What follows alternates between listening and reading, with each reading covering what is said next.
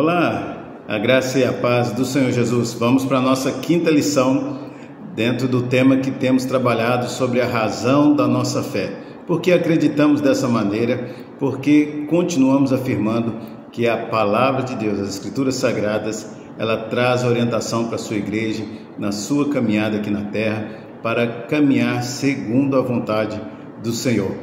Hoje nós iremos caminhar dentro do entendimento sobre a trajetória da igreja. E para hoje eu quero te perguntar o seguinte: você sabe como surgiu a Igreja Católica Apostólica Romana? É interessante a gente saber, porque isso vai nos dar uma luz sobre algumas afirmações que são feitas em muitos vídeos que você tem visto pela internet. A Igreja Católica Apostólica Romana, ela faz parte de uma degeneração da igreja primitiva. Ela não é uma continuidade dos apóstolos. Ela foi uma parte da divisão que houve na igreja primitiva. Muitos homens, como se dizer, lobos vestidos de ovelha, de pele de ovelha, entraram na igreja e começaram a gerar um grande tumulto na questão de práticas realmente que confrontavam com a palavra do Senhor.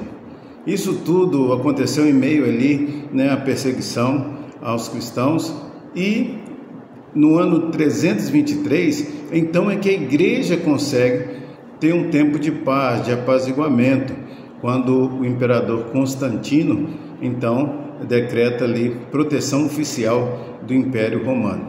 Essa igreja do Império Romano, daí Igreja Católica Apostólica Romana, ela teve muitos privilégios com relação a isso, mas teve um problema muito grande também.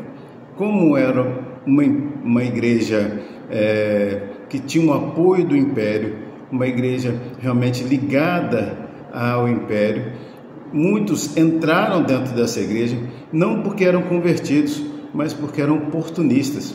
Queriam, às vezes, tumultuar dentro da igreja com coisas que iam fora dos interesses realmente da palavra do Senhor.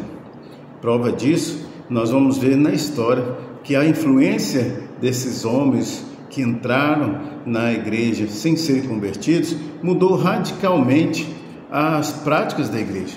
As próprias doutrinas da igreja foram modificadas. Talvez você não saiba a diferença. Às vezes você fala, olha, você da igreja presbiteriana, batista, os protestantes, a igreja católica, essa diferença toda. Olha, nós precisamos lembrar que não fomos nós que tiramos aquilo que está na Bíblia. A Bíblia que recebemos, ela continua ali, com seus textos, com seus versículos. O que aconteceu é que na doutrina da Igreja Católica foi acrescentado muitas coisas. E desde o ano 375, começa-se ali uma avalanche de doutrinas que vão confrontar com o que as Escrituras Sagradas dizem. Eu estou falando aqui algo que você pode conferir na palavra, na Bíblia. Não importa se é na Bíblia que alguns dizem dos evangélicos ou na própria Bíblia da Igreja Católica, a Bíblia Ave Maria, não tem problema, você pode procurar lá, você pode conferir.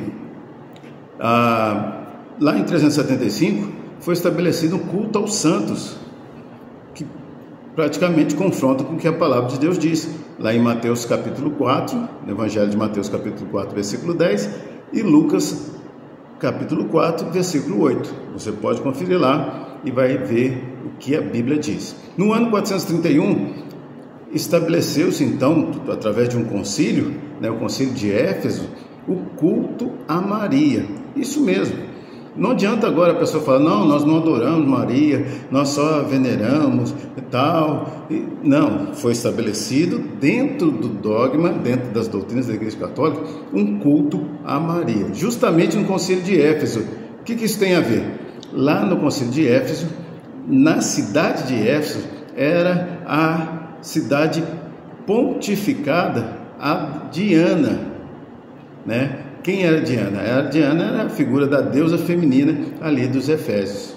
E justamente naquela cidade, o concílio resolve então dizer o seguinte: eles têm a adoração a Diana, nós temos aqui como cristão a adoração a Maria.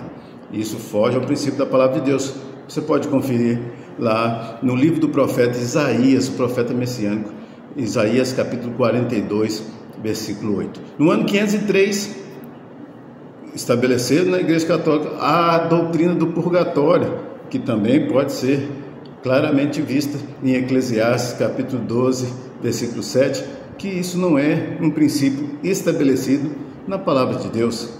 Outra coisa, no ano 783, estabeleceu-se a adoração a imagens e relíquias.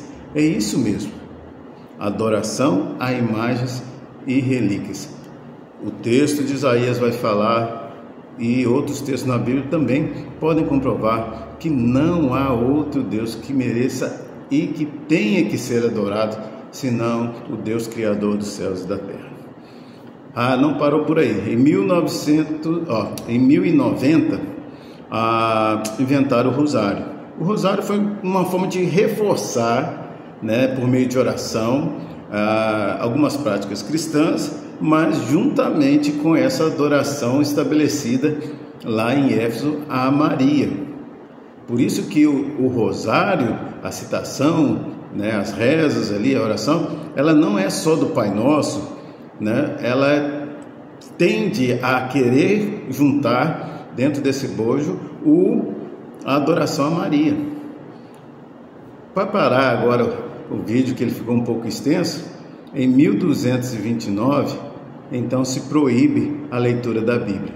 Alguns perguntam assim, mas proibiu porque, senão, se cada um começar a ler a Bíblia e interpretar do seu jeito, olha que bagunça que vai virar. Mas não era isso não. A questão toda, a proibição da leitura da Bíblia é para que as pessoas não percebessem a forma tão distante que a igreja tinha se tornado das Escrituras Sagradas.